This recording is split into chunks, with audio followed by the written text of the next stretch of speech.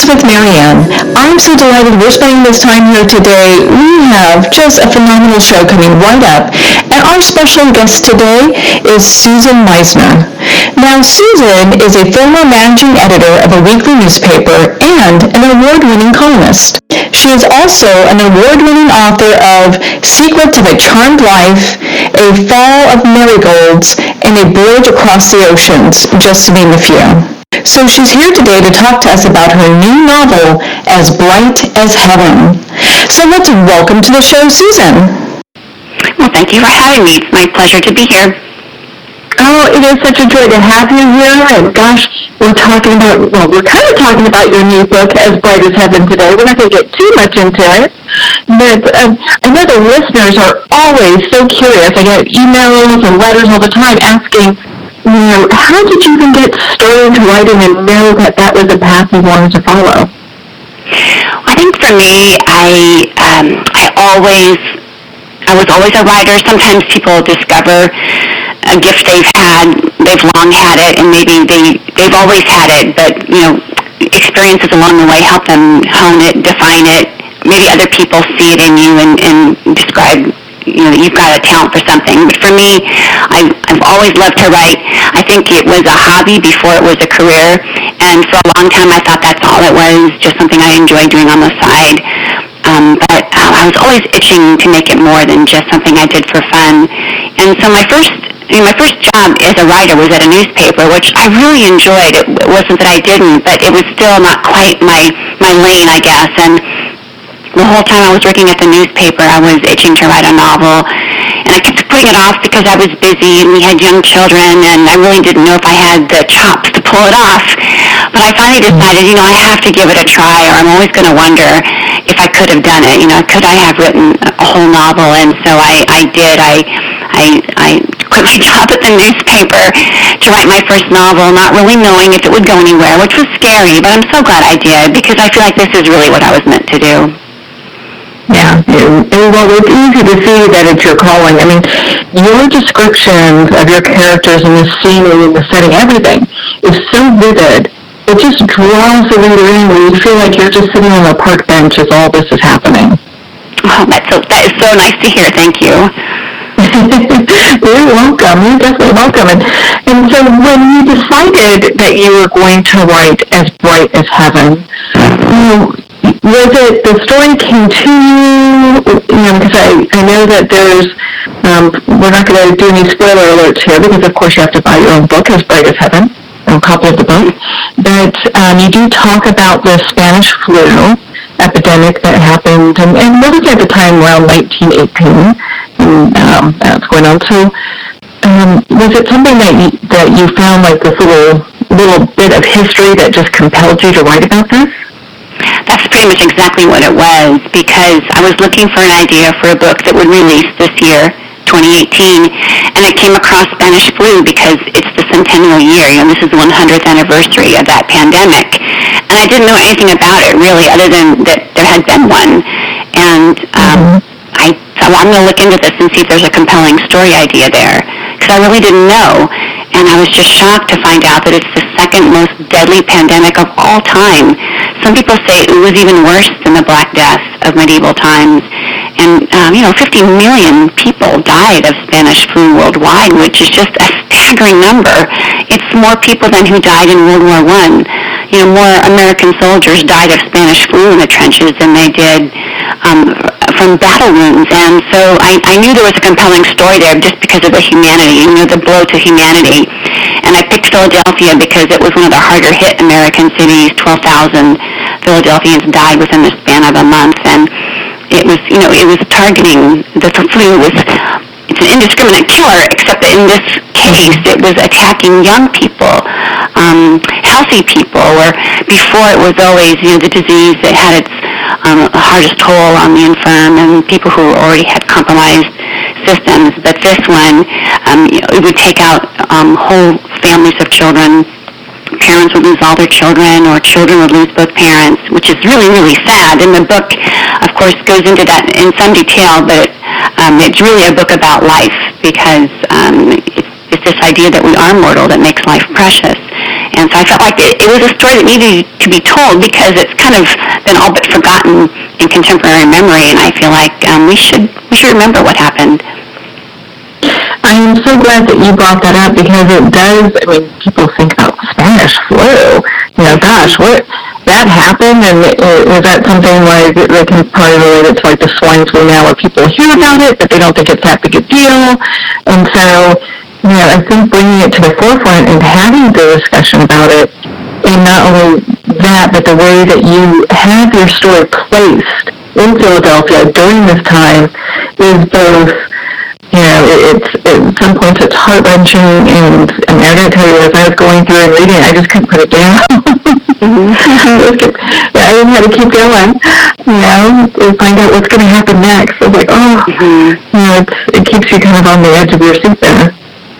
Yeah, well, I wanted this story to be more than just a news report on what the flu was like. I want it to be told in the terms of people, because really, a story is not so much its plot, but it's the characters that are in the plot. That for me is the better story, is the people who are involved. And so I have a family living in Philadelphia. The dad is an undertaker.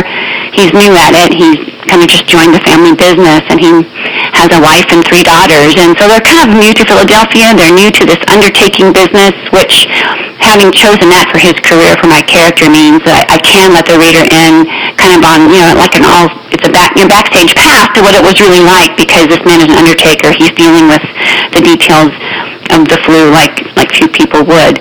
And so his daughters and wife are watching all of it from just above the stairs, if you will. And because the daughters are young, they're 15, 13, and 7, by virtue of their ages, they're going to give the reader different perspectives on what is happening. And they're the ones who narrate the story, the mom and the 3 daughters. Well, and as you were writing these characters, and they come to life so beautifully in your book, was there one that you felt like, gosh, I feel like this character I can relate to, and it's kind of almost like a part of me? Yeah, I would say Maggie, the middle daughter, is probably someone I can relate to the most, and it's probably because I am also the middle daughter of 3, so I get her birth order, and I kind of understand where she's coming from with her placement in the family of being the middle of 3 daughters. And she's a fixer by nature. That's kind of what she wants to do. If something is broken, Maggie wants to fix it, and that's kind of my shtick too. And it's great to have that be what you want to do, is to fix broken things. But we all know that sometimes you can't fix what's broken. You have to learn how to live with a new normal. And so part of her strength is also her weakness, that there are some things we just cannot fix. And so then we have to find ways to live with the brokenness. With the new normal, yeah. Yeah. Well, and so with these characters, because you have so much depth to them, and I think a lot of people can relate to the different characters that you have, because they have these, these qualities that, like middle children with fixers, they want to get in there and fix stuff, or that's kind of their personality, they want to do that. Or if someone really excels at anything, like the other character, Edie's kind of the person that it's almost everything she touches almost like turns to gold in some ways. So you can just feel that humanness about it and that whole era. Yeah, I think especially with the girls' ages, they're learning about the world, as we all do when we're children, and as we get into our teenage years, we're trying to figure out our part in it. And so, because the flu is such a pervasive thing, I think having it told through the eyes of a family kind of gives it, it grounds it, I think, in everyday life, because we're all part of a family. In one way or another, we're part of the American family, so it kind of becomes a way of imagining what it would have been like if I had been living then, or you've been living then. Yeah, I mean, we're talking about 100 years ago, so if we don't, there are very few people alive now that were there during that time, so you really bring it home with just what people are going through, and how what they had to deal with, especially during that time. Yeah, I think there's some things about us that don't change. Obviously in 100 years, many things culturally are going to change, but there are some values we bring with us decade to decade. This idea that life is precious is something we bring with us from generation to generation, and that kind of resounds. I think that still echoes today, even from 100 years ago. So, we talked about this a little bit, but when you were doing the research for this book, how long did that take? I knew so little about Spanish flu that I had to pretty much start from the beginning. So I would say from day one to the day I felt like I knew enough to start writing, it was probably 4.5, 5 months, where all I had done was just read and watch and scour and more reading and more watching until I felt like I had my hands around it. There aren't, like you say, there aren't any survivors of the flu left. Everyone who survived it would have been an infant or a child now, and they're pretty much all gone. But there are literary remains. There are people who've written memoir. There are people who were recorded before they passed, and some very good books have been written. And then I was able to go on to the Philadelphia Inquirer, which is a daily newspaper that Philadelphia has had for years, and they've got all their papers digitally archived from that time period. So I could read the front page paper of the fall of 1918 for every day that Philadelphia was under this scourge. And so that was very helpful, too, to put me right there in the middle of it. That must have been feeling like you're going on a treasure hunt, looking back through those old papers. It was. So it's both thrilling and a little scary, because sometimes you wonder, am I going to be able to find what I need? It happened, 100 years ago, and there's no one left now. There are no eyewitnesses left, but I'm really glad for the value that we have in the internet, and digitally archived newspapers are just fabulous resource for me, especially since I live on the West Coast. And, to be able to dip into a Philadelphia newspaper from 100 years ago, from way over here on the West Coast, was just really wonderful. Mm-hmm. Well, and I know that you start the story at 1918, and then the second half starts in 1925. Is there a reason that you chose to bring the story together that way? Yeah, for me, the story really is these girls who are narrating it. The mom narrates it too, but I feel like the story belongs to these daughters. And when we experience something, it's always, I think, interesting to see how does that affect us later.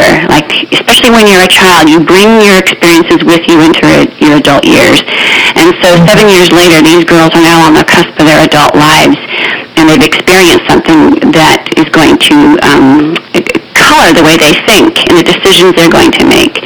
And it's also during Prohibition, which was a different kind of oppression.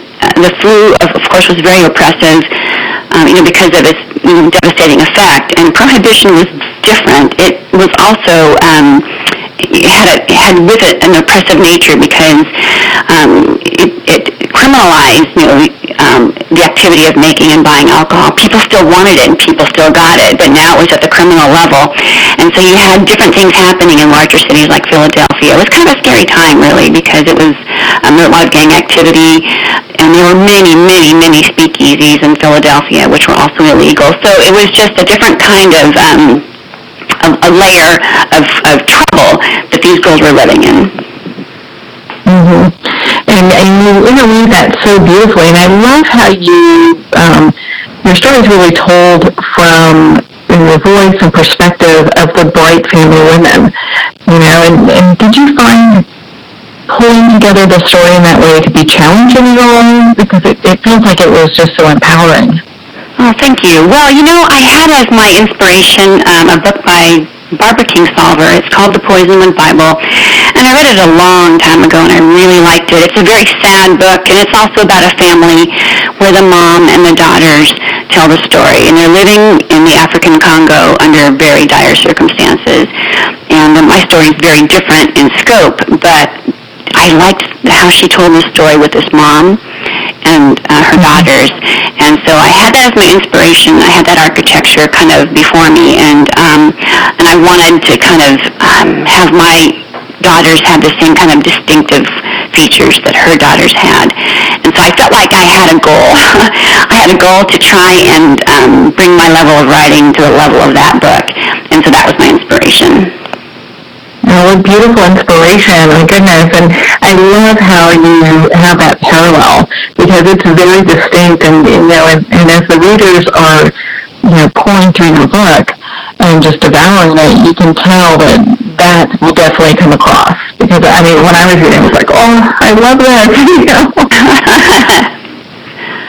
Yeah, I think the best way to grow as a writer is to read really good books. I think you can read books about writing, and that's helpful, but it's much, I think, more to your advantage just to read really good literature.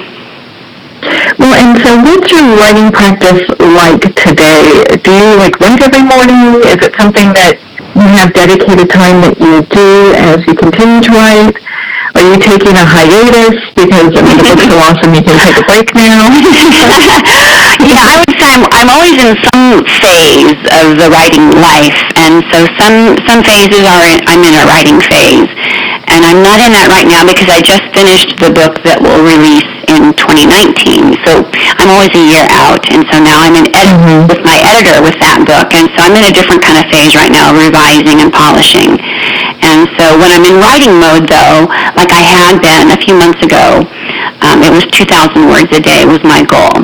And if that took 3 hours or 10 hours, the goal was 2,000 words a day. And it's better for me to have a word count goal than an hours at the desk goal, because that gets the book written.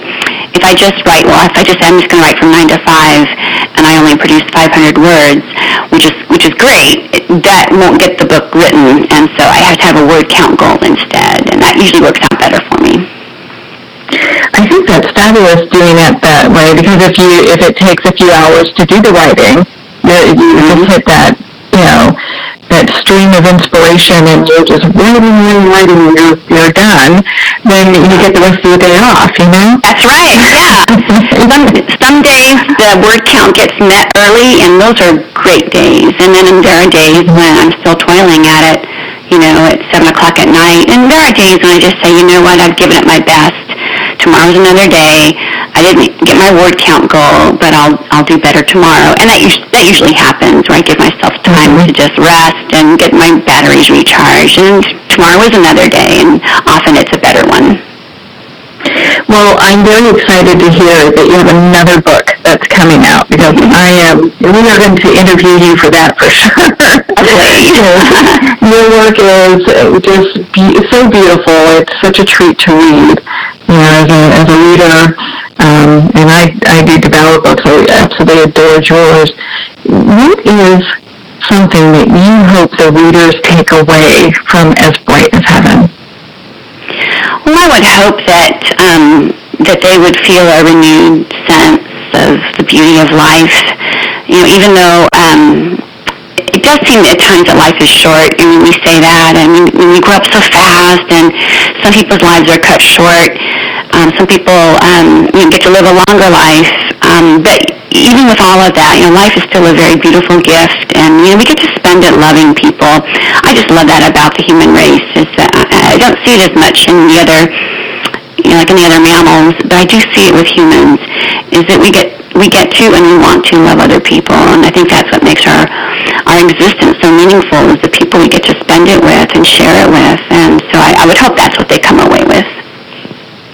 Well, your book is a beautiful reminder, and and with our show we do this here, where you just savor each moment that life offers, and it's such a great reminder, because we don't know what our expiration dates are, and so when we look at it from a perspective that enjoy today, it really puts, I think, things in it's really kind of a very positive way to look at things, because you can really enjoy what's happening now.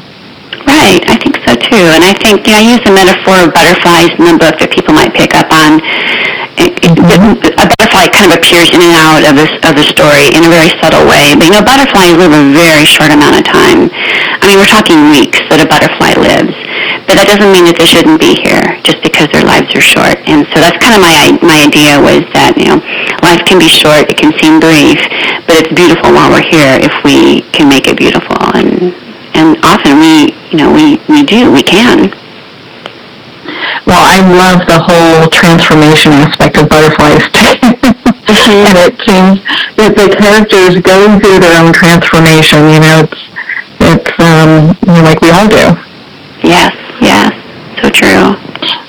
Well, Susan, where can our listeners connect with you and learn more about all the beautiful books you've written? Well, sure. Well, I do have a website. It's just my name.com, Susan Meissner, MEISSNER.com. And I'm also on Facebook as Susan Meissner, and Twitter. My handle is just my name, and I'm on Instagram. And so those are all ways that people can reach out and stay connected with me. That's perfect. Well, I'm part of your community. I highly suggest that everyone connect with you and also pick up their own copy of As Bright as Heaven.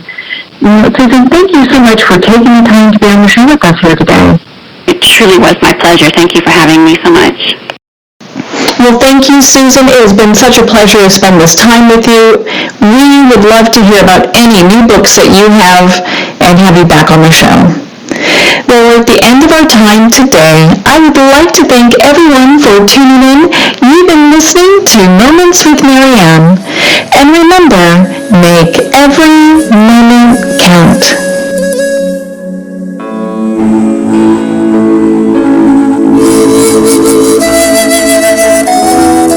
In a single moment, your life can change. Moments with Marianne is a transformative hour that covers an endless array of topics with the best of the best. Her guests are leaders in their fields, ranging from inspirational authors, top industry leaders, and business and spiritual entrepreneurs. Each guest is gifted and a true visionary, a recognized leader in her own work, and while teaching others to develop, refocus, and grow, Marianne will bring the best guest and sometimes a special surprise. Don't miss this. You never know just which moment will change your life forever. Moments with Marianne airs every Thursday, Friday, and Sunday at 8 p.m. Eastern, 6 p.m. Mountain Time. Make sure to tune in and visit momentswithmarianne.com for more information.